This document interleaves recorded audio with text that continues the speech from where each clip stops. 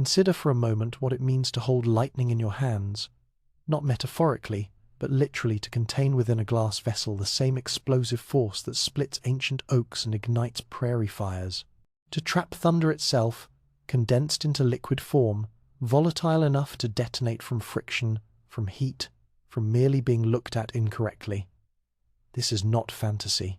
This was the reality that faced a young Swedish inventor in 1864, standing in his father's chemical workshop while winter pressed against the windows of Stockholm. Before we jump back in, tell us where you're tuning in from, and if these history tales fascinate you, make sure you're subscribed because tomorrow I've saved something extra special for you. The morning air in Stockholm carries a particular quality in early autumn, crisp enough to sharpen your thoughts, cold enough to remind you that winter waits just beyond the calendar's edge.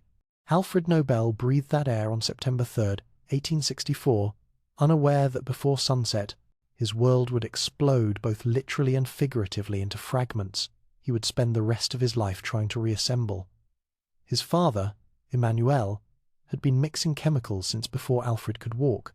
The workshop smelled of acids and anticipation, that peculiar metallic tang that settles at the back of your throat when you're working with substances that don't particularly want to be worked with.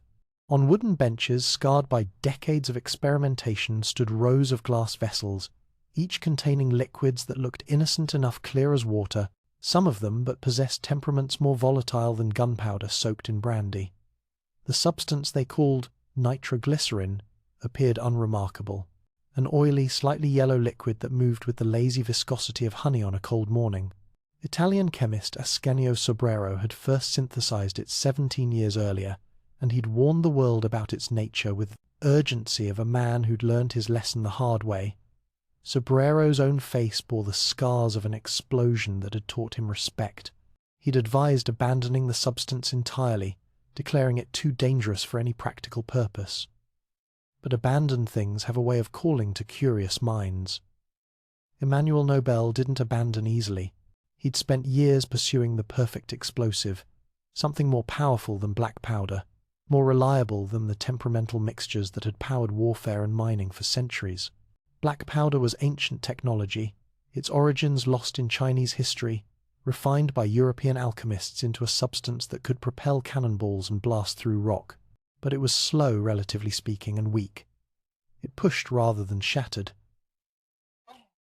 Emmanuel wanted something that didn't push. He wanted something that obliterated. Nitroglycerin promised obliteration.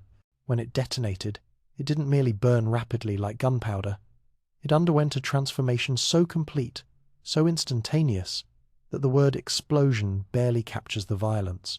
The molecules rearranged themselves in a fraction of a heartbeat, releasing energy at 7,000 meters per second. 7,000.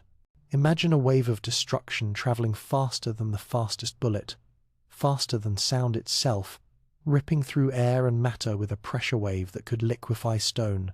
The synthesis required 3 ingredients, each dangerous in its own right: sulfuric acid oil of vitriol, the alchemists called it, and they weren't being poetic.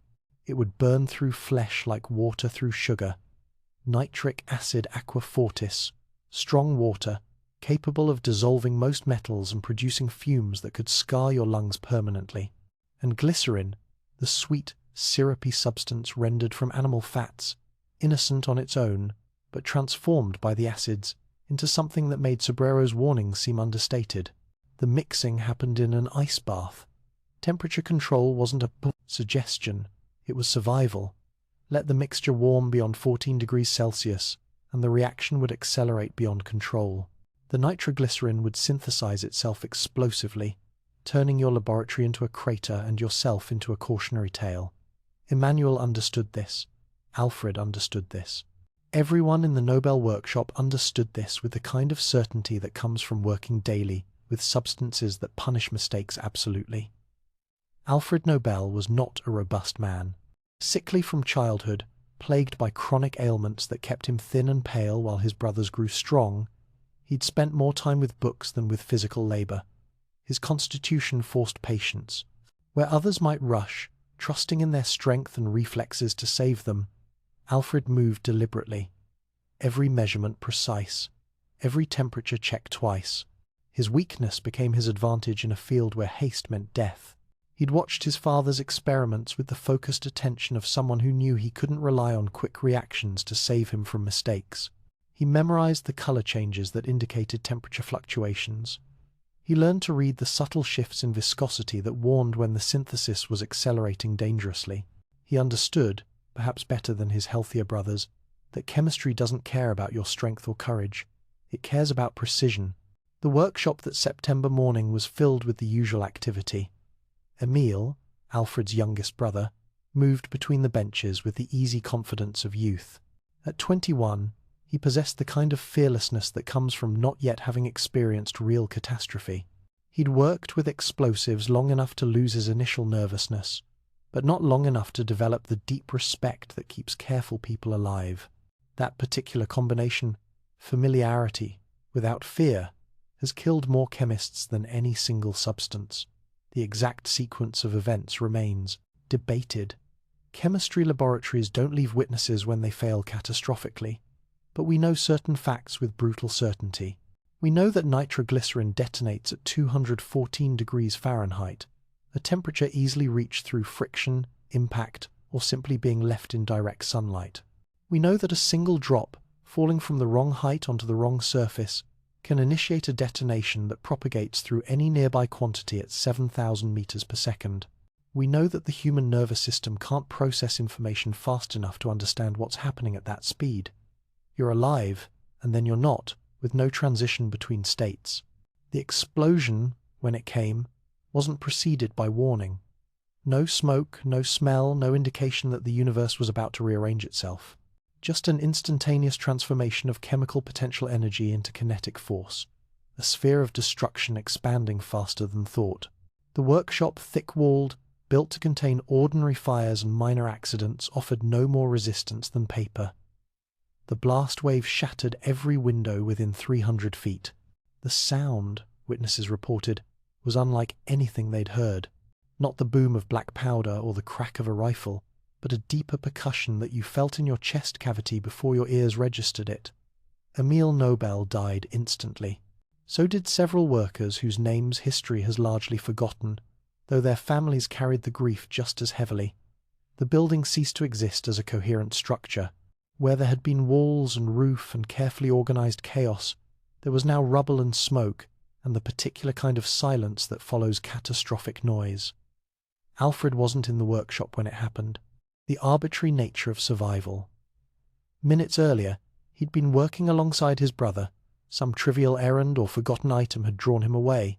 He was close enough to feel the blast, to be knocked down by the pressure wave, to have his ears ring for days afterward. Close enough to die, but far enough to live. The mathematics of explosions cares nothing for intention or worth. It calculates only distance and force. Grief transforms people in unpredictable ways. Some break. Some retreat. Some, like Alfred Nobel, transmute sorrow into obsession with an intensity that mirrors the chemical reactions he studied. Standing in the ruins of his father's workshop, looking at the crater where his brother had stood moments before, Alfred made a decision that would reshape the industrial world. He wouldn't abandon nitroglycerin, he would tame it. The decision seems insane until you understand the context. Europe in the 1860s was consuming itself with construction. Railways pushing through mountain ranges, harbours being deepened and expanded, mines reaching ever deeper into the earth. All of this required explosive force, and black powder was proving inadequate. It was too slow, too weak, required too much of it to achieve results. The demand for something better, something more powerful, wasn't going away because the Nobel workshop had exploded. If Alfred abandoned the work, someone else would continue it. The question wasn't whether nitroglycerin would be developed. The question was whether it would be developed carefully or carelessly. Alfred chose careful.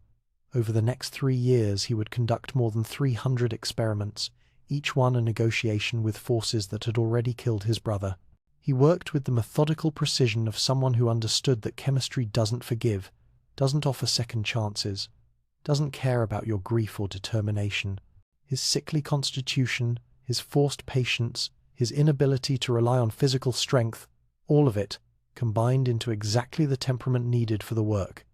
He kept notebooks, meticulous records of temperatures, quantities, mixing procedures, storage conditions. Every success noted, every failure analyzed. The notebooks became a map of negative space, charting all the ways that nitroglycerin could kill you, and, by elimination, suggesting the narrow paths towards safety. He learned that vibration during transport could initiate detonation, that certain metal containers accelerated decomposition, that temperature fluctuations created hot spots within stored quantities, that the oily liquid could sweat through wooden crates and pool at the bottom, creating concentrations that would explode from footsteps. Each lesson cost something. Not always lives, though there would be more deaths, more explosions, more workshops destroyed. But always time, money, reputation. Cities began banning his experiments. Insurance companies refused coverage. Newspapers called him reckless, obsessed, dangerous. They weren't entirely wrong, but they missed the essential point. The danger wasn't in Alfred Nobel's obsession. The danger was already loose in the world, bottled in laboratories and factory buildings across Europe. What Nobel offered wasn't danger, it was the possibility of control. By 1867, 3 years after Emil's death, Alfred had synthesized his grief into a discovery. Not a way to make nitroglycerin safe, such a thing probably doesn't exist, but a way to make it manageable. And in that distinction lies the difference between laboratory curiosity and industrial revolution. He'd learned to cage lightning. Now he needed to teach the world what that meant. The answer arrived not through brilliant insight, but through patient observation of failure. Alfred Nobel understood something that separates true innovators from merely clever people. Nature doesn't reveal her secrets through dramatic revelations. She whispers them through patterns repeated across hundreds of small experiments, each one a sentence in a longer conversation. Imagine trying to calm a storm by reasoning with it. That's essentially what Nobel faced with. Nitroglycerin. The substance possessed no malice, no intent, but just pure chemical potential, waiting for the slightest excuse to express itself catastrophically. You couldn't negotiate with it. You couldn't convince it to behave. You could only find ways to constrain its nature without triggering the very violence you were trying to prevent. The breakthrough came from an unlikely source: the fossilized remains of ancient microscopic organisms. Diatomaceous earth, quarried from deposits where prehistoric seas once covered the landscape, consists almost entirely of silicon dioxide arranged in delicate, porous structures. Miners had used it for centuries as an absorbent material, something to soak up spills and keep work areas dry. It seemed mundane, almost boring, exactly the kind of substance you'd overlook when searching for solutions to explosive problems. But Nobel noticed something. When nitroglycerin soaked into diatomaceous earth, it didn't pool or flow. The liquid distributed itself throughout the porous structure, spreading into millions of tiny chambers formed by the silicon dioxide, skeletons of creatures that had died when dinosaurs were still a distant evolutionary possibility. The result was a paste, pliable and stable, that you could handle without the constant terror that characterized working with liquid nitroglycerin. The mathematics of it were elegant. 1 part nitroglycerin, absorbed into 3 parts, diatomaceous earth created a mixture that retained approximately 75% of the original explosive power, but was 1,000 times safer to transport and handle. 1,000 times. That's not an incremental improvement. That's the difference between a substance that explodes if you look at it wrong and a substance that requires deliberate effort to detonate. Nobel called it dynamite, from the Greek word dynamis, meaning power. The name itself was a kind of advertisement, promising strength without mentioning the death and destruction that had characterized his previous 3 years. He patented the formula in 1867, and the patent documents read like poetry disguised as chemistry. They described mixing procedures with the precision of a recipe and the gravity of a prayer, because what he was sharing with the world was simultaneously a tool and a weapon, creation and destruction held in tension. The first challenge was convincing anyone to try it. Nitroglycerin had earned its reputation through spectacular disasters.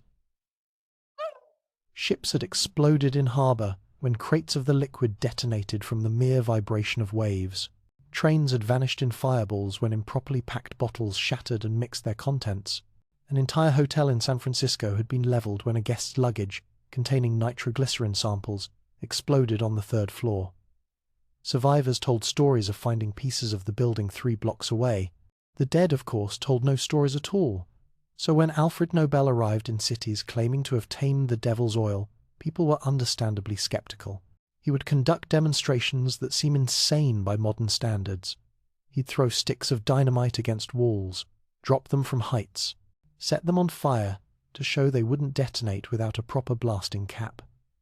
Each demonstration was calculated theatre, designed to transform terror into confidence, but also genuinely risky. Because here's the thing about explosives: they're never completely predictable. Even stabilized, even tested hundreds of times, there's always the possibility that this time, for reasons you don't fully understand, the chemistry will choose violence. Nobel survived these demonstrations through a combination of genuine understanding and extraordinary luck. He knew that dynamite required a shockwave to detonate not just heat, not just impact, but a specific type of rapid pressure change that a blasting cap could provide but ordinary handling couldn't. This was revolutionary thinking. Black powder would burn if you lit it. Nitroglycerin would explode if you sneezed near it. But dynamite demanded intentionality. It wouldn't go off by accident, in theory. Theory and practice maintain an uneasy relationship in chemistry. Nobel's factories proved this with brutal regularity. Between 1865 and 1870, 14 of his facilities exploded. 14. Each one a catastrophe, each one a learning opportunity written in blood and rubble. The factory in Hamburg went up in 1866, killing workers whose families would sue Nobel for negligence. The San Francisco facility followed in 1868. Stockholm suffered another explosion in 1869, reinforcing the city's decision to ban Nobel from conducting experiments within city limits. After each disaster, Nobel would investigate, not to assign blame or dodge responsibility, but to understand what had gone wrong. Was it a flaw in the manufacturing process? Had someone deviated from the precise procedures that kept the chemistry stable? Had temperature or humidity played a role? Were there vibrations from nearby machinery? Every explosion was a forensic puzzle, and Nobel approached them with the same methodical patience that had characterized his original research. The investigations revealed a crucial insight. The weak points weren't in the chemistry itself, but in the human systems surrounding it. Workers would get comfortable, develop shortcuts, forget that routine familiarity doesn't make dangerous substances safe. A man who'd handled 100 batches of dynamite without incident would start to think himself immune, would stop checking temperatures as carefully, would assume that this one time, minor deviations wouldn't matter, and then the factory would explode, and Nobel would have to start over with new workers, new facilities, new insurance battles. He adapted. The factories became organisms designed around the assumption of human fallibility. Buildings were spaced 500 feet apart so that an explosion in one structure couldn't trigger sympathetic detonations in others. Workers changed their entire outfit twice daily, once arriving, once departing, to prevent any trace of nitroglycerin from leaving the facility on clothing, where friction could initiate detonation. Mixing areas used tools made from specific non-sparking metals. Temperature controls weren't suggestions. They were enforced with the rigidity of religious doctrine. The precautions worked, mostly. The death rate decreased from catastrophic to merely terrible. But Nobel understood something that would haunt him for the rest of his life. There was no way to make explosives manufacturing truly safe. You could reduce risk, implement protocols, train workers extensively, but at the end of the day, you were asking people to work with substances that wanted to explode, and occasionally, despite all precautions, those substances would get their way.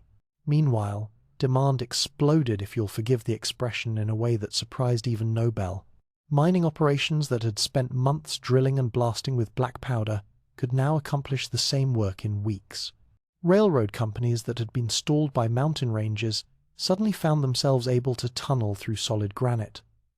Harbour cities could deepen their ports to accommodate larger ships. The entire pace of industrial construction accelerated, as if someone had discovered a way to speed up time itself. Nobel's business expanded with the demand. By 1870, he had factories in Germany, France, England, and Scotland. By 1873, the network had grown to 93 facilities across 20 countries, producing 66,000 tons of dynamite annually. 66,000 tons of controlled destruction, shipped in wooden crates to every corner of the industrializing world, each shipment representing both possibility and peril. The mean wealth accumulation was staggering. Nobel went from a curious inventor working in his father's shadow to one of the richest men in Europe within a decade. But wealth brought its own complications. Other chemists, other companies, other nations wanted access to the dynamite formula. Some tried to reverse engineer it, others simply stole it outright. Nobel found himself fighting 430 separate legal battles over patent infringement, each one requiring lawyers and time and energy that could have been better spent on research. The patent wars revealed something uncomfortable about human nature. Even instruments of destruction, especially instruments of destruction, become commodities to be fought over. Companies would steal Nobel's formula, produce inferior dynamite that would explode unpredictably, kill workers and customers, and somehow blame Nobel for the disasters. It was maddening. He'd spent years making nitroglycerin manageable, and now competitors were undoing that work through carelessness and greed, all while using his name to sell their dangerous products. Nobel responded by improving the product. If competitors could steal his 1867 formula, he'd invent new ones they couldn't replicate as easily.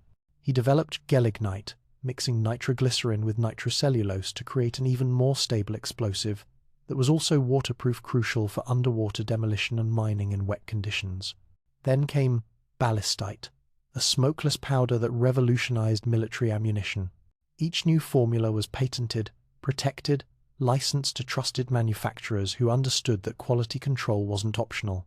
He maintained secret laboratories where he conducted experiments away from public and competitor scrutiny.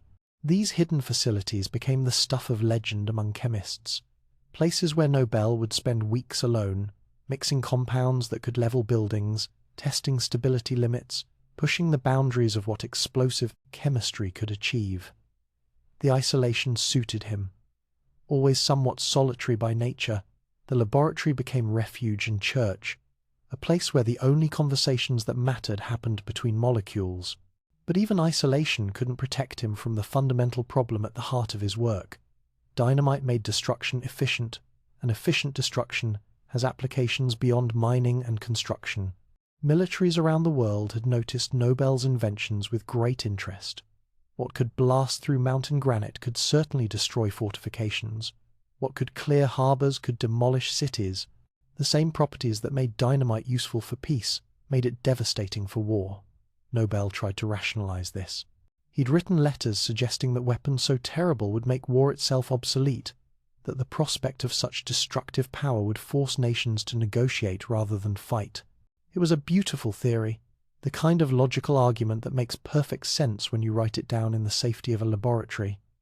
Reality proved less cooperative. Nations didn't stop fighting because weapons became more terrible. They just killed each other more efficiently. By the 1880s, Nobel had become wealthy beyond measure and increasingly miserable. His health remained poor, the chronic ailments of youth settling into permanent conditions that doctors could name but not cure. He suffered from angina, terrible headaches, digestive problems that left him weak and uncomfortable. Ironically, doctors prescribed nitroglycerin for his heart condition, tiny doses that dilated blood vessels and eased chest pain. The substance that had killed his brother and made his fortune now kept him alive, in doses measured in drops. He never married. There were affairs, relationships of varying intensity and duration, but nothing permanent. Perhaps he feared imposing his complicated life on someone else. Perhaps the solitary nature that made him a brilliant chemist made him a difficult companion. Perhaps, having seen what his work could do, he decided that creating life wasn't something he could justify when he dedicated his career to tools of death. The factories continued to explode, though less frequently as procedures improved. Each death notice reached Nobel wherever he was traveling, and he traveled constantly, visiting facilities, checking quality, testifying in patent cases. The notices would arrive with the cold formality of business correspondence. Regret to inform you that an incident occurred at the facility inn, followed by casualty counts and damage assessments. He'd read them, make notes about needed safety improvements, and continue with his work. What else could he do? Shut down production and deny the world the tools that were reshaping civilization? The genie was out of the bottle. The lightning had been solidified. Stopping now wouldn't undo what had already been done, yet something was eating at him. Not guilt, exactly. He believed, genuinely believed, that his inventions did more good than harm, that the progress they enabled justified the cost, but a kind of restless awareness that the scales weren't balanced, that the ledger of his life was written in columns he couldn't quite reconcile. On one side, wealth, achievement, industrial revolution. On the other, death, destruction, weapons that made killing easier. The mathematics didn't add up to anything satisfying. He kept working, kept inventing, kept building his empire of controlled destruction. The world wanted dynamite, needed dynamite, and he was the man who could provide it. If not him, then someone else, probably someone less careful, less obsessed with safety, less haunted by the ghosts of workers whose names he'd memorized from accident reports. This is what he told himself in the quiet moments. This is the story he constructed to make peace with the work his hands performed. But peace remained elusive, and the universe, with its characteristic sense of irony, was preparing a revelation that would shatter Nobel's carefully constructed narrative and force him to confront exactly what legacy he was building. Consider the nature of empire, not the military conquests of Alexander or Napoleon, but something stranger and more modern, an empire built not on territory claimed but on molecular structures controlled. Alfred Nobel's dominion by 1873 stretched across 20 countries, yet he ruled no land.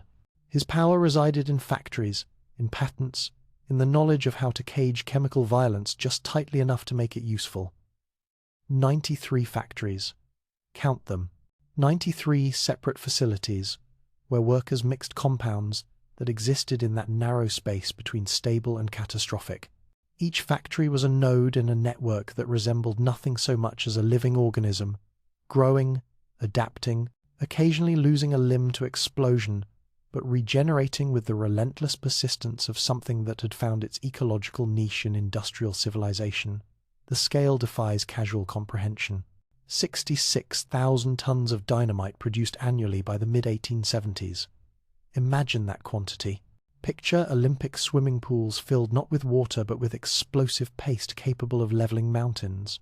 Now picture those pools arriving daily at mining sites, construction projects, military arsenals across the globe. The substance that had killed Nobel's brother in a single catastrophic moment now flowed through the arteries of industrial progress in quantities that could reshape continents. The factories themselves evolved like species adapting to hostile environments. After each explosion, after each investigation into what went wrong, Nobel and his engineers would implement new safeguards, new procedures, new architectural features designed to contain or redirect blast forces. The facilities became studies in defensive design, not fortresses, meant to keep enemies out, but structures built to survive when the enemy came from within. Walk through one of these factories in your mind. The first thing you notice is the space. Buildings stand 500 feet apart, separated by empty ground that serves as a buffer zone. If one structure explodes, the blast wave dissipates across that distance, losing enough energy that adjacent buildings might survive with damage rather than complete destruction. This spacing makes the factories sprawl across acres, small industrial cities dedicated to a single dangerous purpose. Workers arrive at sunrise. Before entering the production areas, they pass through changing rooms, where they remove every article of their own clothing. Everything. Street clothes carry dust, grit, tiny particles that could create friction. They dress in factory-provided garments made from specific fabrics that don't generate static electricity. The shoes have non-sparking soles. Even the buttons are designed to eliminate any possibility of creating a spark through contact with metal surfaces. Inside the mixing rooms, the temperature is regulated with obsessive precision. Thermometers line the walls, checked every 15 minutes, recorded in logbooks that Nobel himself would review during his visits. The mixing vessels are copper, chosen because copper doesn't spark when struck. The stirring implements are wood-shaped and sanded smooth to eliminate rough spots where friction might concentrate. The workers measure ingredients with scales calibrated weekly, 3 parts diatomaceous earth to 1 part nitroglycerin. The ratio is sacred, immutable. Deviate from it, and you might create something too unstable to handle or too weak to sell. Either way, you've failed. The diatomaceous earth comes in sacks marked with the quarry location. Nobel learned early that not all deposits are equally pure, and impurities can affect stability. The nitroglycerin itself arrives from synthesis buildings located even farther from the main production areas. The synthesis facilities are where glycerin meets nitric and sulfuric acid in ice baths, where temperature control means the difference between successful production and a crater. These buildings are small, designed to limit the amount of material at risk if something goes wrong. Better to lose a small synthesis building than a large production facility. Once the dynamite paste is mixed and shaped into sticks, wrapped in paper that's been tested for friction properties, packed into wooden crates with sawdust as cushioning, the packages begin their journey into the world. This is where the system reveals its genius and its terror. Because dynamite might be stable compared to liquid nitroglycerin, but it's still an explosive. Transportation requires careful handling, specific routes, cooperation from shipping companies and railroads, and here Nobel encountered resistance that couldn't be solved with chemistry. Cities banned dynamite from passing through their limits. Hamburg, San Francisco, Stockholm, London, major ports, and rail hubs all declared that Nobel's product was too dangerous to transit through populated areas. This wasn't irrational fear. They'd seen the accidents. They'd read the reports of warehouses exploding, ships disintegrating at dock, train cars vanishing in fireballs. Nobel adapted. He established factories near where the dynamite would be used, reducing transportation distances. He developed shipping protocols that railway companies and shipping lines would accept. He paid premiums for insurance, though insurance companies regularly refused coverage or charged rates so high they bordered on extortion. He accepted the bans and worked around them, smuggling samples in his personal luggage when necessary for demonstrations, risking his own life and the lives of fellow passengers, with a casualness that seems insane in retrospect. There's a documented instance of Nobel travelling by train from Germany to Sweden with 2 bottles of nitroglycerin wrapped in his carpet bag, sitting in a passenger car with families, workers, merchants, all unaware that the quiet, sickly-looking man in the corner seat carried enough explosive force to vaporize the entire car. He did this not from recklessness but from necessity. He needed to demonstrate the stabilized product to potential clients, and sending it ahead might result in the samples being confiscated or destroyed by nervous authorities. Think about that for a moment. Nobel understood the risks better than anyone alive. He'd calculated the exact conditions required for detonation. He knew that a sudden impact, a sharp temperature spike, could initiate the cascade of molecular rearrangement that would kill everyone aboard. And yet he carried those bottles because the work demanded it, because his empire required constant attention, constant demonstration, constant proof that the impossible had been achieved. The legal battles consumed almost as much energy as the technical challenges. 430 patent infringement cases. Nobel spent countless hours in courtrooms across Europe, testifying about chemical formulas, demonstrating the difference between his products and competitors' inferior copies. The cases revealed the vulture-like nature of industrial capitalism. Other manufacturers would steal his formula, produce dangerous variants with inadequate quality control, kill workers and customers, and then claim they were doing nothing wrong because explosives were inherently dangerous. Nobel would have to explain, repeatedly, that yes, explosives are dangerous, but there are degrees of danger.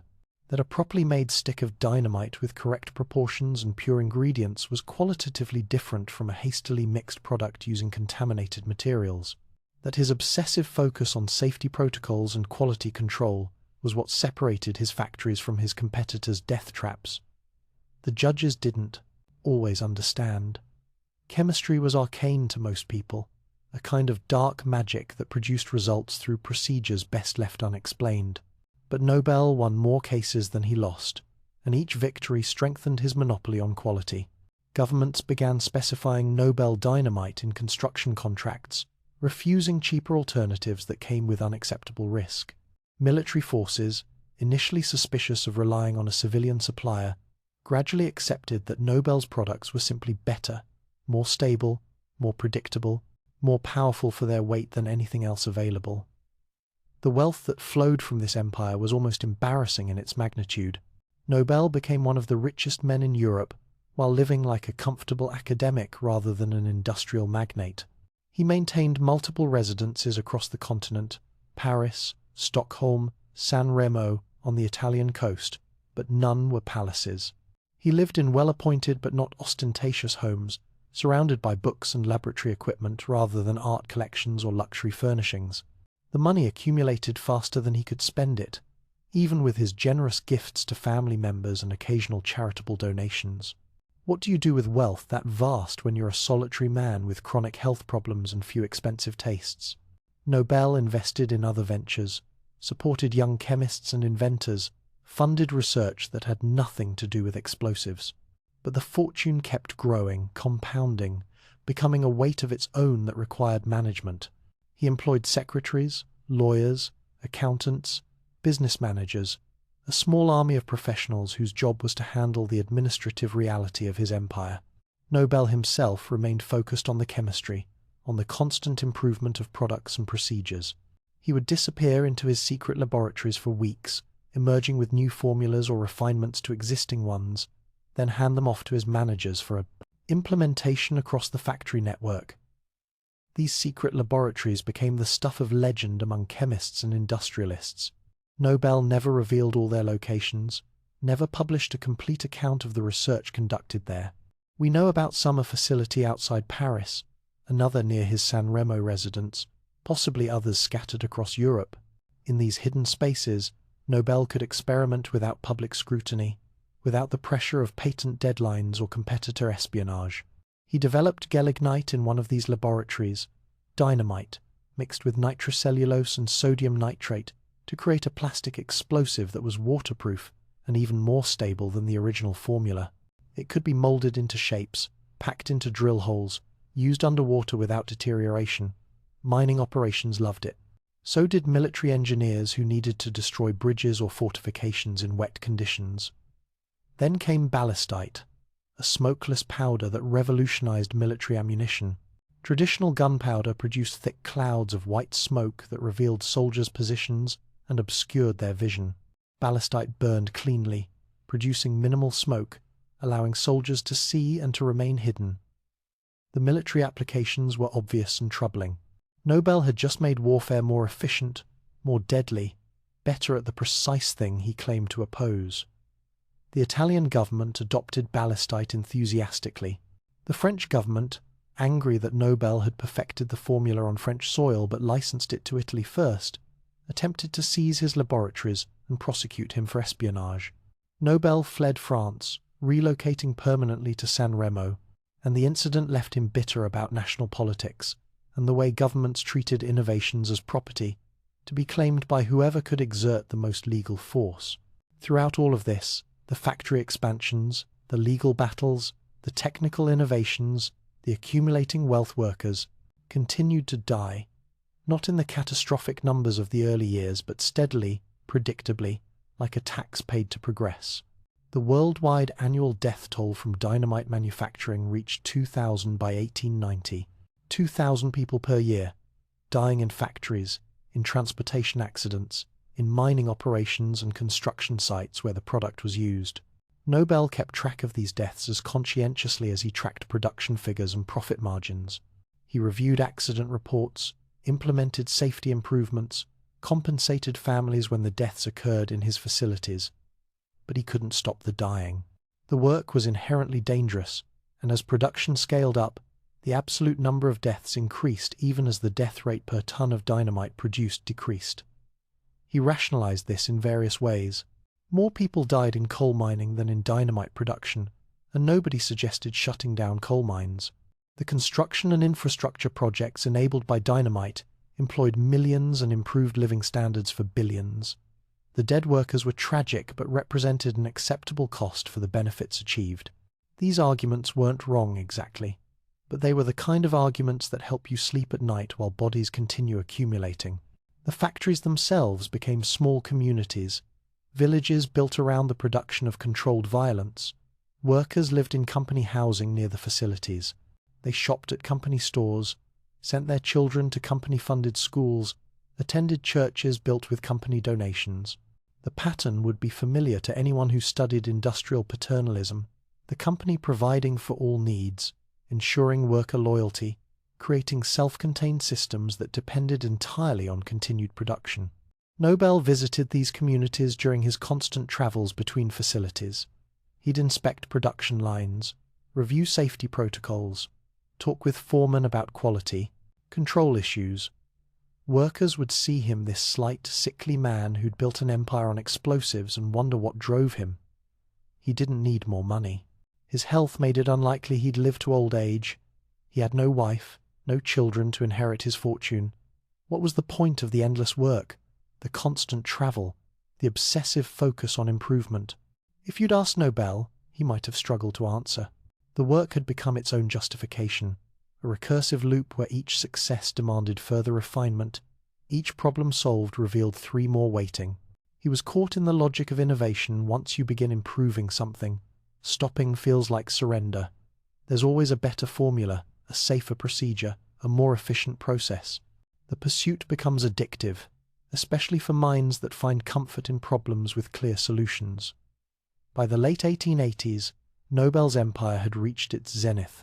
The factories hummed with production, the patents held strong against most challenges. The wealth continued to accumulate. From the outside, looking at the numbers and the industrial might, you'd see unqualified success. A man who'd taken his brother's death and transformed grief into progress, who'd solved an impossible problem and built civilization-changing industries in the process. But inside the empire, inside Nobel's own mind, something was shifting. The rationalizations were wearing thin. The arguments about progress and benefit and acceptable costs were starting to sound hollow even to the man making them. He was 60 years old, chronically ill, wealthy beyond measure, and increasingly unsure what any of it meant. The universe, as if sensing this uncertainty, was preparing a gift. Not the kind of gift Nobel would have requested, but exactly the kind of brutal revelation that forces a person to confront what they've become. It would arrive in the form of a newspaper article, a case of mistaken identity, and an obituary written 8 years too early, and it would change everything. The Sierra Nevada mountains had stood for millions of years, granite peaks scraped clean by ice ages, carved by water into forms that seemed permanent. They weren't. Nothing is, really. But mountains give that impression: solid, immovable, indifferent to human ambition. Until 1863, when American engineers looked at those peaks and decided they were merely obstacles to be removed. The Transcontinental Railroad needed to cross the Sierra Range, connecting California to the eastern United States. Traditional methods, picks, shovels, black powder, made progress measured in feet per month through solid granite. At that rate, the tunnel work alone would take decades. The Chinese laborers doing the work, suspended in baskets on cliff faces, drilling holes for black powder charges, understood better than anyone how slowly mountains surrender to human will. Then dynamite arrived. 4,000 tons of it, shipped from Nobel's factories, handled with procedures that had been learned through disaster, placed in drill holes with the precision that separates construction from catastrophe. The granite that had resisted picks and black powder for months yielded to dynamite in weeks. The explosive force that measured 7,000 meters per second didn't negotiate with stone. It simply shattered molecular bonds, turning solid rock into fragments that could be carried away in wagons. The acceleration was extraordinary. What would have taken ancient Roman engineers 20 years of sustained labor, modern crews accomplished in 6 months. This wasn't incremental improvement. This was a fundamental change in humanity's relationship with geology. Mountains were no longer permanent features to be avoided or slowly circumvented. They were temporary inconveniences to be removed with chemistry. The human cost of this acceleration rarely appears in the triumphant narratives of industrial progress. The Transcontinental Railroad killed hundreds of workers, many of them Chinese immigrants who faced the most dangerous tasks. They drilled holes in granite faces while suspended on ropes. They placed dynamite charges knowing that premature detonations happened regularly. They worked in conditions where a single mistake, theirs or someone else's, could bury them under tons of stone. But the railroad was finished in 1869, and suddenly the impossible seemed routine. If you could blast through the Sierra Nevada, what couldn't you do? Engineers began looking at other obstacles with new eyes. Rivers that flooded unpredictably could be channeled through blasted rock. Harbors too shallow for modern ships could be deepened with underwater explosives. Mines could reach deeper into the earth, following ore veins that traditional methods couldn't access economically. The Panama Canal represents perhaps the ultimate expression of this new confidence. The French attempted it first in 1881, believing that the same engineering prowess that had built the Suez Canal could cut through Central America. They were wrong. The Suez had been dug through desert sand. Panama was jungle, disease-ridden swamp, and volcanic rock that required explosive force to remove. The French effort consumed 20,000 lives, most from yellow fever and malaria, but thousands from construction accidents involving dynamite. The project collapsed in 1889, bankrupting the company and humiliating French engineering. The Americans took over in 1904, armed with better disease control and vastly more dynamite. They would ultimately consume 61 million pounds of explosives over 10 years. Imagine that quantity. 61 million pounds of dynamite, each pound capable of shattering rock, destroying buildings, killing anyone within blast radius. Used carefully, systematically, to move 240 million cubic yards of earth, enough soil and rock to bury Manhattan Island 12 feet deep. The scale defies human intuition. We can comprehend a single explosion. We struggle to grasp thousands happening daily for a decade. The work happened in shifts, around the clock. Crews would drill blast holes in patterns calculated to maximize rock removal while minimizing damage to surrounding areas. The holes would be packed with dynamite, wired with blasting caps, cleared of workers. Then the blast's multiple explosions timed to fragment the rock optimally, turning solid geology into rubble that steam shovels could remove.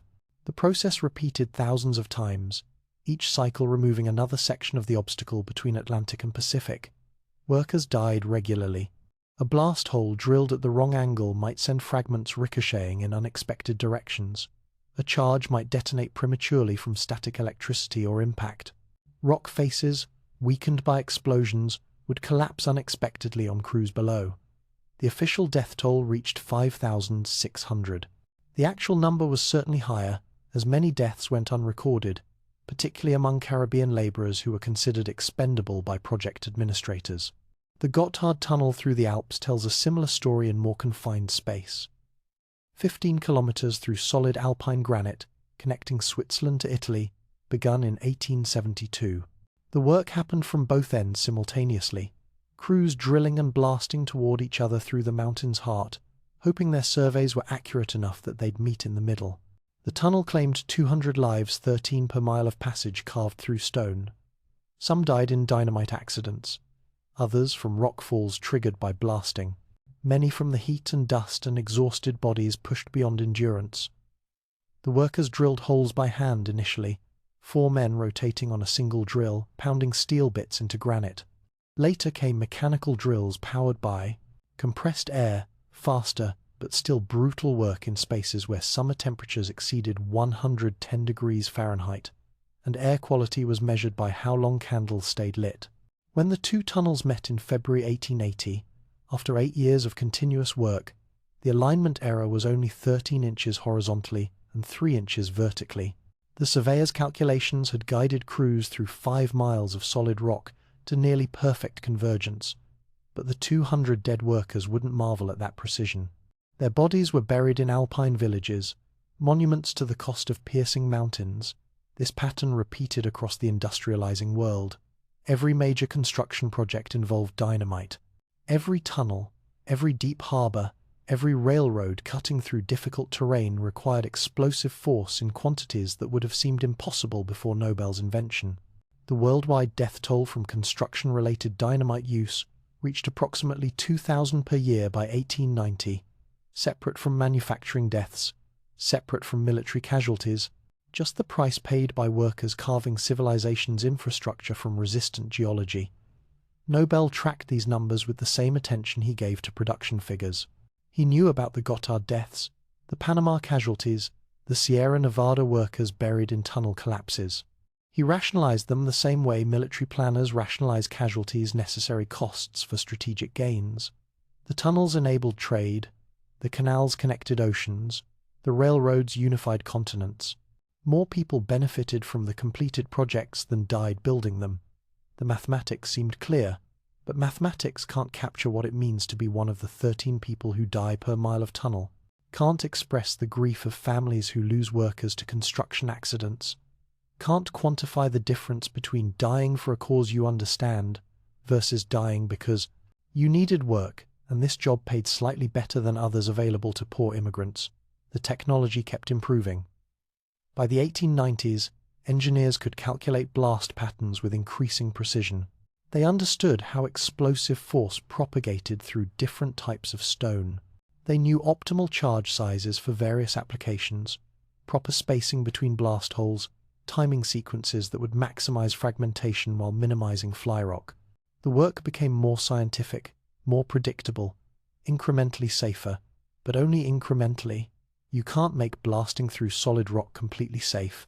The geology is unpredictable, hidden fractures, pockets of water, variations in stone density. The explosives are powerful enough to demand respect. One miscalculation, one moment of carelessness, and people die. So the death toll continued, accepted as inevitable, mourned individually but tolerated collectively because the alternative was returning to ancient methods that seemed impossibly slow in the age of dynamite. Nobel himself rarely visited these construction sites. He was a chemist, not a civil engineer. His work was creating the tools. Their application was someone else's responsibility. But he read reports. He saw drawings of tunnels and canals. He understood what his invention enabled.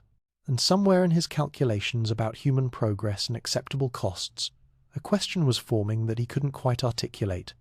At what point does the price become too high? When does the mathematics of benefit versus casualty stop making sense? He had no clear answer. The world wanted dynamite. The world needed dynamite, or at least believed it did. Stopping production wouldn't bring back the dead or slow the pace of industrial construction. It would just transfer profits to competitors with fewer scruples about safety. So the work continued, the factories produced, the construction crews blasted through obstacles, and Nobel counted both the profits and the dead with equal precision, unable to reconcile the two columns into anything resembling moral clarity. April 13th, 1888. Alfred Nobel was having breakfast in his Paris residence when a servant brought him the morning newspaper. A routine moment that would prove anything but routine. Among the usual stories of political maneuvering and social events, Nobel found his own obituary. His brother Ludwig had died in France. The newspaper, confused about which Nobel brother had passed, had published Alfred's death notice instead. A simple mistake, the kind of error that happens in journalism when deadlines pressure accuracy. But the mistake gave Nobel something extraordinarily rare, the opportunity to read what the world thought of him after he was gone. "The merchant of death is dead," the headline proclaimed. The article elaborated. Dr. Alfred Nobel, who became rich by finding ways to kill more people faster than ever before, died yesterday. Imagine that moment.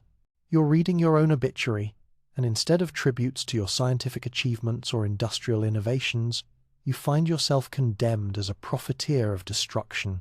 The newspaper didn't mention the safety improvements, the construction projects enabled, the obsessive focus on making dangerous substances manageable. It focused on one thing. Alfred Nobel had become wealthy through weapons. The words weren't entirely unfair. Nobel had indeed grown rich from explosives. His dynamite was used in warfare. His ballistite powered military ammunition. The death toll from his inventions combining military casualties, manufacturing accidents, and construction deaths numbered in the tens of thousands. These were facts, recorded in blood and validated by history. But Nobel had constructed a different narrative for himself.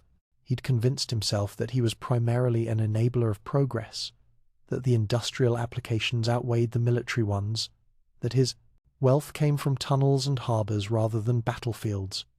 The obituary shattered that comfortable story. It held up a mirror, and the reflection showed something Nobel didn't want to see. The shock was chemical, almost physical, like nitroglycerin suddenly detonating from unexpected stimulus. Nobel's carefully rationalized worldview exploded into fragments, leaving him standing in the ruins, trying to understand what remained. He was 65 years old, chronically ill, wealthy beyond measure, and suddenly confronted with the realization that his legacy was going to be measured in death. What do you do with that knowledge? How do you respond when the world tells you that your life's work, stripped of all justification and rationalization, amounts to making killing efficient? Some people might retreat into defensive anger, might double down on their previous justifications. Nobel did something more interesting. He listened. The final 7 years of Nobel's life became a kind of controlled detonation of wealth redistribution. He had 31 million Swedish kronor, an almost incomprehensible fortune in the 1890s.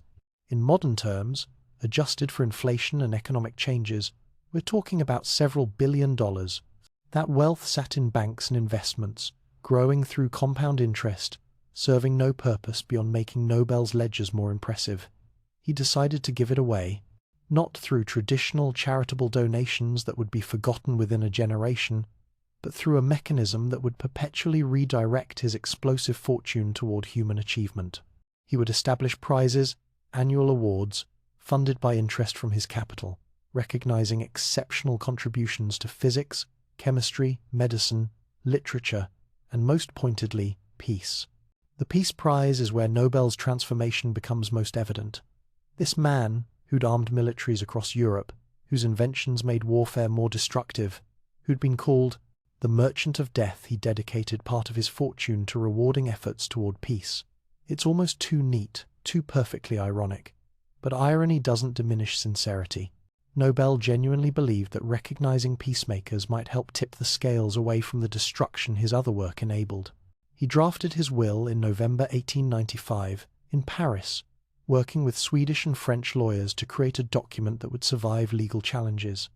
He knew challenges would come. His family expected to inherit the fortune. Various governments believed they had claims on portions of his wealth. The will would need to be airtight, ironclad, written with the same precision he'd once applied to explosive formulas. The document specified that the capital should be invested in safe securities, creating a fund whose interest would be distributed annually to those who'd conferred the greatest benefit to mankind. The language was deliberately broad, giving the prize committees discretion in interpretation. But the intent was clear. Nobel's fortune, earned through controlled destruction, would perpetually fund human achievement. He died on December 10th, 1896, in San Remo, alone except for servants, which is how he'd lived most of his adult life. His heart finally gave out the organ he'd been medicating with tiny doses of the same nitroglycerin that had killed his brother decades earlier. There's a symmetry to that. The substance that defined his life accompanying him to death, prescribed by doctors who understood chemistry better than irony. The will's publication triggered exactly the legal chaos Nobel had anticipated. Family members were outraged. His nephews and nieces believed they deserved the fortune, or at least significant portions of it. They weren't entirely wrong. Nobel had no direct descendants, and traditional inheritance would have distributed his wealth among relatives. But Nobel had decided that his fortune shouldn't enrich people merely because they shared his blood. It should serve humanity. The Swedish government initially tried to claim the fortune, arguing that Nobel was a Swedish citizen and his wealth should remain in Sweden. The French government counterclaimed, noting that Nobel had lived in France and died in Italy, making his estate subject to multiple jurisdictions. Other governments joined the legal battle, each finding reasons why portions of the fortune should be seized or redirected. Nobel's executors, Ragnar Solman and Rudolf Liljequist, found themselves managing not just an estate but a covert operation. They had to move Nobel's assets across borders, converting investments to liquid capital, smuggling securities through customs, all while fighting legal battles in multiple countries. It was remarkably similar to Nobel's younger self smuggling nitroglycerin samples in carpet bags, illegal, dangerous, necessary. The process took 4 years. 4 years of legal maneuvering, asset transfers, negotiations with hostile family members and grasping governments. Solman later wrote about the experience with a kind of exhausted triumph, describing how they'd essentially stolen Nobel's fortune from people trying to steal it from Nobel's intended purposes. By 1900, the Nobel Foundation was established, the capital secured, the prizes ready to begin. The first awards were given in 1901, 5 prizes distributed to recipients who'd made exceptional contributions to human knowledge and welfare. The Peace Prize went to Henri Dunant, founder of the Red Cross, an organization dedicated to reducing suffering in warfare, a fitting first recipient for a prize funded by weapons profits. The amount of each prize was substantial, around 40,000 kronor initially, which represented several years' salary for a university professor. Enough money to make a difference in recipients' lives and work. But more than the money, the prizes carried prestige that grew with each passing year. Winning a Nobel Prize became the ultimate recognition of achievement, a validation that transcended national borders or political ideologies. Nobel himself never knew whether his plan would work. He died uncertain whether his executors could successfully establish the foundation, whether the prizes would be meaningful, whether this final attempt at redemption would accomplish anything beyond making lawyers wealthy. But he'd done what he could, transformed a fortune built on controlled explosions into a perpetual fund for human progress. The transformation wasn't complete redemption. You can't balance the deaths caused by dynamite and military explosives against prizes awarded to scientists and peacemakers and claim the equation resolves neatly. Moral mathematics doesn't work that way. The dead remain dead. The weapons remain weapons. No amount of prize money resurrects workers killed in factory explosions or soldiers killed by Nobel's ammunition. But the prizes represent something important about human nature and possibility. They demonstrate that legacies aren't fixed, that late-life recognition of moral complexity can generate meaningful change, that wealth accumulated through morally ambiguous means can be redirected toward unambiguous good. Nobel couldn't undo his past, but he could shape what came after, not just after his death, but perpetually, through mechanisms designed to outlive all the people who knew him personally. By now, more than a century after the first awards, the Nobel Prizes have recognized hundreds of individuals whose work has shaped human civilization. Scientists who decoded DNA structure, developed antibiotics, explained fundamental physics, writers who illuminated the human condition, peacemakers who negotiated treaties, fought oppression, built bridges between hostile nations. The total value distributed exceeds billions of dollars, all funded by interest on Alfred Nobel's carefully managed fortune. The irony remains sharp. Those prizes, celebrated globally, carrying prestige that can reshape careers and national reputations, are funded by a fortune built on explosives. Every laureate who accepts a Nobel Prize benefits from wealth generated by dynamite, ballistite, gelignite substances designed to destroy. The award ceremony never mentions this explicitly, but it hovers in the background, an uncomfortable reminder that progress and destruction intertwine more completely than we prefer to acknowledge. Nobel's story doesn't resolve into a simple moral.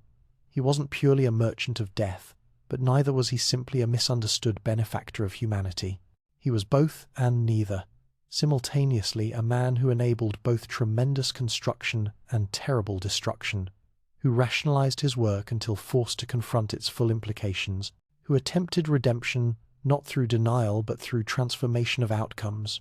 The premature obituary was the catalyst, but the transformation had been building throughout his life.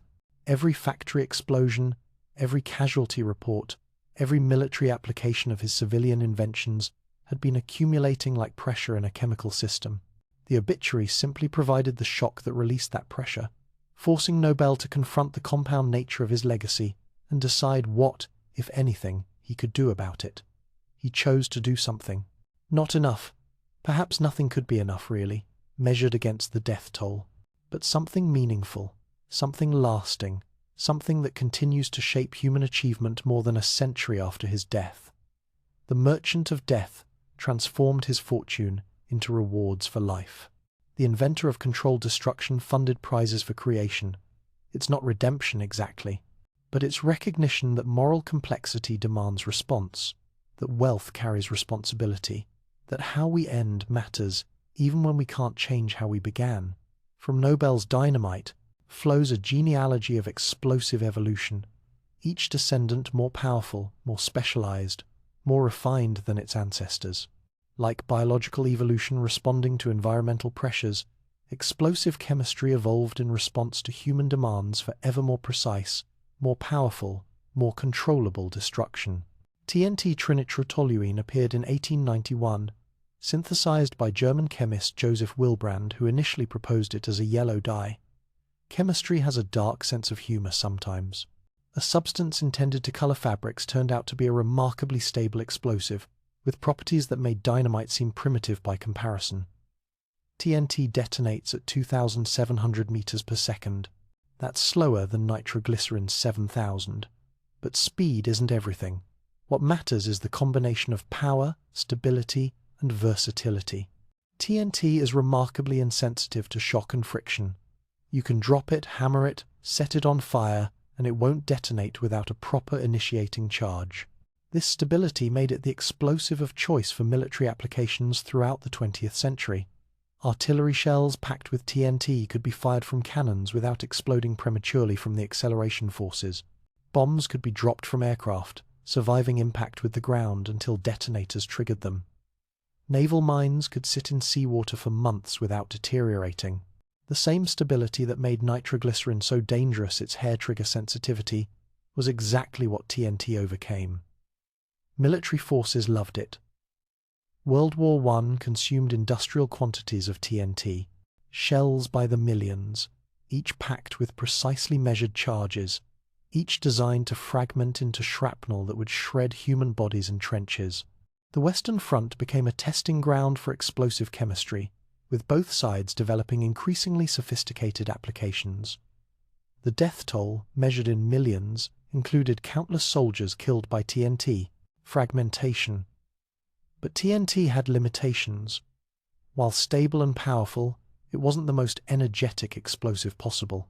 Chemists kept pushing, kept synthesizing new compounds, kept searching for that perfect combination of power and predictability. The work continued through the early 20th century, through 2 world wars, through the Cold War's obsessive focus on destructive capability. RDX cyclotrimethylynitronitramine emerged from research in the 1920s and 30s. More powerful than TNT, with a detonation velocity of 8,750 meters per second. The British called it Research Department Explosive, which was less a name than an admission that they were still figuring out what they had. RDX became the basis for numerous military explosives, often mixed with TNT to balance power against sensitivity. Then came C4 in 1956. Composition C4, a plastic explosive consisting of RDX mixed with plastic binders and plasticizers. It looks like modeling clay, feels like modeling clay, can be molded into any shape needed. Demolition experts love C4 because it's stable enough to handle casually but powerful enough to destroy reinforced structures when properly placed. The detonation velocity reaches 8,092 meters per second. To give that number context, the blast wave travels faster than bullets from most rifles. The pressure wave it creates can pulverize concrete, bend steel beams, collapse buildings with precisely calculated charges. Modern demolition has become a precise science, with engineers using computer models to determine exact placement and quantities for controlled destruction. Watch a building implosion sometime. The structure doesn't just fall, it collapses into its own footprint with choreographed precision. This requires C4 or similar explosives placed at carefully calculated load-bearing points, detonated in sequences timed to the millisecond.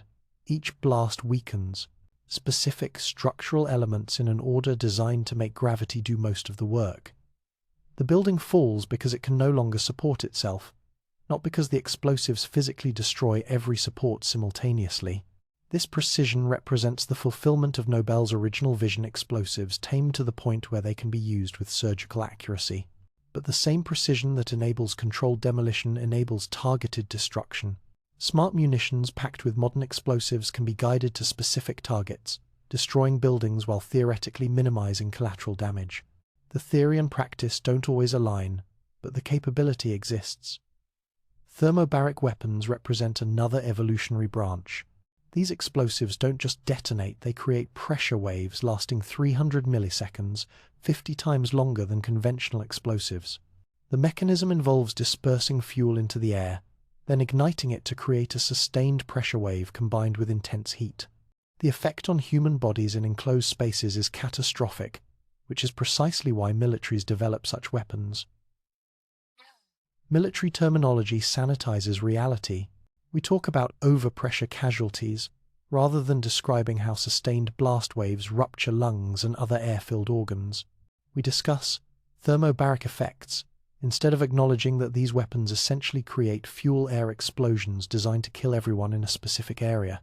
The language distances us from the biological reality of what explosives do to human tissue. Modern explosive chemistry has become extraordinarily sophisticated. Scientists can now design molecules with specific properties, desired detonation velocities, sensitivity thresholds, fragmentation patterns, thermal signatures. The work happens in secured laboratories, often classified, funded by military budgets that make Nobel's empire look quaint by comparison. But something interesting emerged in recent decades. Green explosives. Chemists realized that traditional explosives often contain toxic compounds that contaminate soil and groundwater. TNT, for instance, leaves residues that can poison ecosystems for decades. The military began funding research into environmentally friendly alternatives. Explosives that would still destroy targets efficiently, but wouldn't poison the battleground for generations. The result? Nitrogen-rich compounds, synthesized from vegetable matter, explosives that decompose into relatively harmless components. You can now destroy a bridge with explosives that won't contaminate the river beneath it. It's progress, in a dark way, killing and destroying with greater ecological consciousness. The irony would be amusing if the subject weren't so grim. Demolition experts today use computer models that would seem like science fiction to Nobel. They input building specifications, material strengths, desired collapse patterns. The software calculates optimal charge placements, timing sequences, quantities needed. Then robots or specialists place the explosives with millimeter precision, and the building comes down exactly as predicted. The planning for major demolitions takes months. Engineers study architectural drawings, conduct structural assessments, calculate blast patterns to ensure debris falls within safe zones. They consider wind patterns, nearby structures, underground utilities. The actual explosions last seconds, but the preparation is exhaustive. This is controlled destruction refined to an art form. Mining operations similarly benefit from precision blast technology. Instead of simply fragmenting rock, modern mining blasts are designed to create specific fragment sizes, optimized for processing equipment. Too small and you've wasted energy. Too large and crushing equipment can't handle the pieces efficiently. Computer-controlled blast patterns create the desired fragmentation, maximizing ore recovery while minimizing wasted effort. The oil and gas industry uses shaped charges, explosives designed to focus blast energy in specific directions. Perforating guns packed with shaped charges are lowered into wells, then fired to create precise holes through steel casing and into oil-bearing rock formations. The charges use principles of explosive physics discovered through decades of research, directing energy with laser-like focus. Throughout this evolution, the death toll from explosives has grown even as safety improves. Manufacturing accidents are rarer. Modern facilities have safety protocols Nobel would recognize and approve. But explosives kill more people overall simply because we use so many more of them. Military conflicts, terrorist attacks, industrial accidents, mining disasters, the cumulative casualties number in the millions since Nobel's death. Yet here's the uncomfortable truth. We can't simply stop using explosives. Mining requires them. Construction often requires them. Sometimes, controlled destruction is the safest option.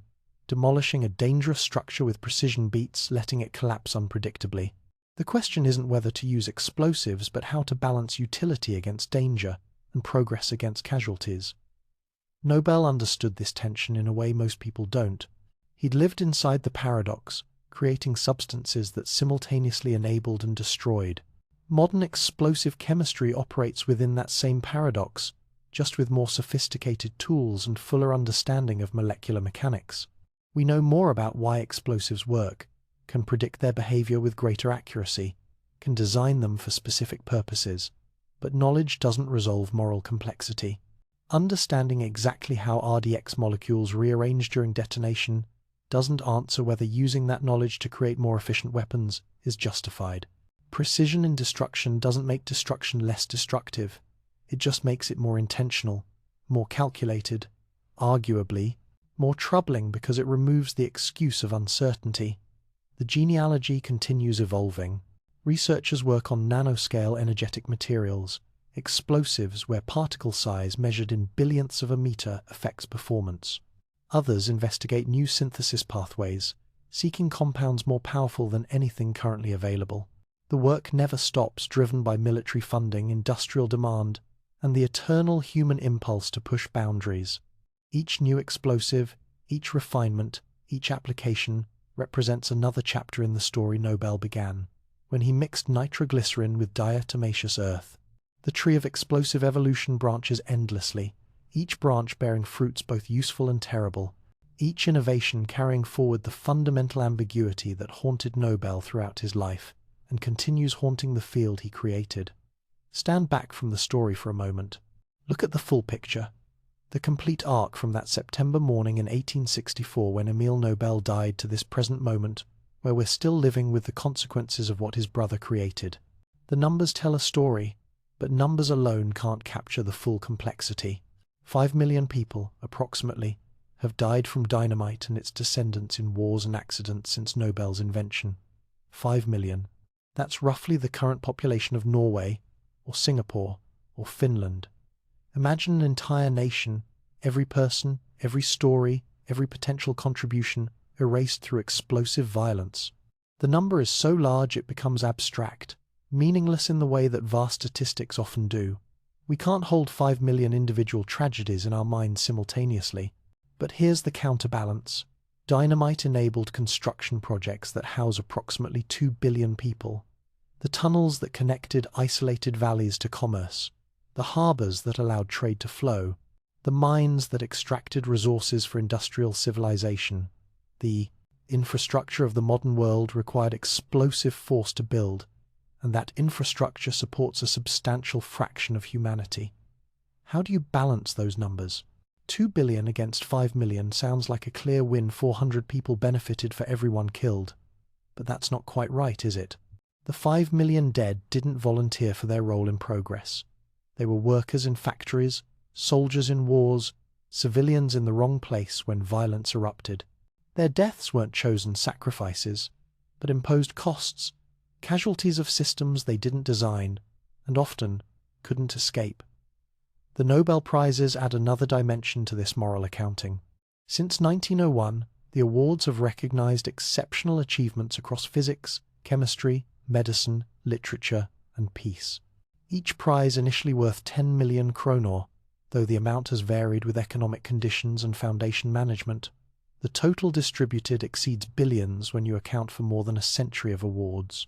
Those prizes funded research that discovered penicillin, explained quantum mechanics, decoded DNA structure, mapped the cosmos. The medical advances alone, enabled or accelerated by Nobel laureates' work, have saved hundreds of millions of lives. So now the equation gets more complex. 5 million deaths from explosives against 2 billion housed by explosive-enabled construction against hundreds of millions saved by prize-funded research. But moral mathematics doesn't actually work this way. You can't subtract deaths from lives saved and claim the remainder represents net good. Each death is absolute, irreversible, a universe of potential ended. Each life saved or improved is equally real, equally significant. They don't cancel each other out.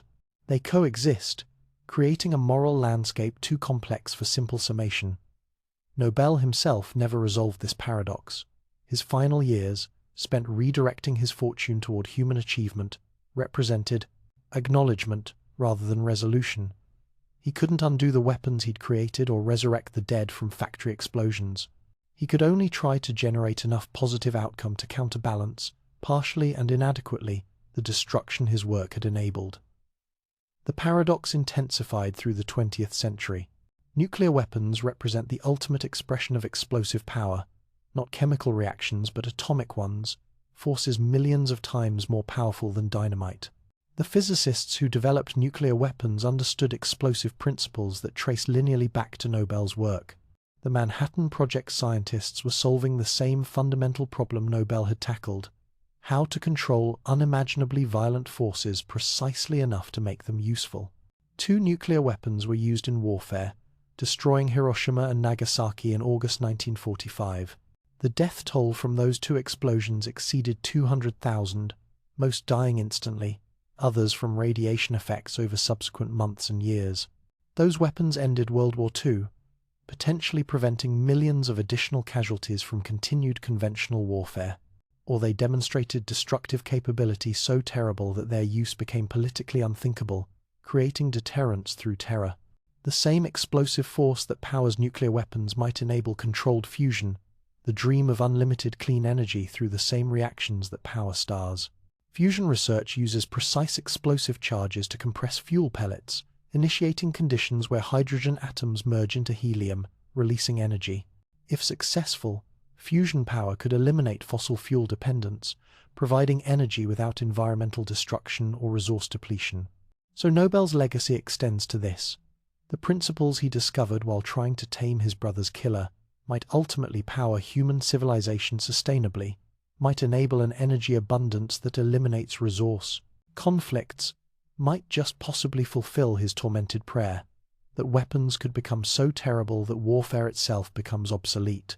That prayer, recorded in his letters and conversations, reveals Nobel's fundamental hope, that creating weapons powerful enough to make war catastrophically destructive would force humanity toward peace through rational self-interest. If conflict meant mutual annihilation, surely nations would choose negotiation over combat. The logic seems airtight. No sane person chooses destruction when alternatives exist. History proved him both right and wrong. Nuclear weapons haven't been used in warfare since 1945, not because nations developed moral objections, but because using them invites retaliation that destroys everyone. Mutual assured destruction creates a kind of peace, terrible, fragile, dependent on systems functioning correctly and leaders acting rationally, but peace nonetheless. Nobel's vision achieved in the most dystopian possible form. Conventional weapons using explosive principles Nobel pioneered continue killing efficiently. Wars in the 21st century involve smart munitions, precision-guided explosives, drone-delivered charges that can destroy specific targets while theoretically minimizing casualties. The reality rarely matches the theory, but the capability exists. We've achieved Nobel's dream of controlled explosive destruction, just not his hope that such control would make destruction unnecessary. The construction applications continue as well. Modern cities depend on infrastructure that required explosive force to create. The subways running beneath urban centers, the water tunnels delivering fresh water, the sewage systems removing waste, all carved from rock with descendants of Nobel's chemistry. Population density that characterizes modern civilization wouldn't be possible without the infrastructure that explosives enabled. Consider the implications. Every time you ride a train through a mountain tunnel, you're benefiting from explosive excavation. Every time you use water from municipal systems that required bedrock blasting to install, you're connected to Nobel's legacy.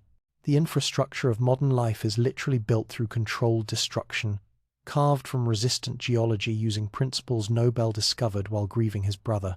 This interconnection between creation and destruction runs deeper than mere historical connection. It's fundamental to how change happens.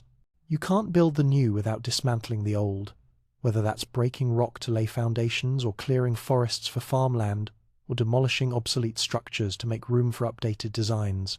Creation and destruction aren't opposites, they're phases in continuous cycles of transformation. Nobel understood this at some level.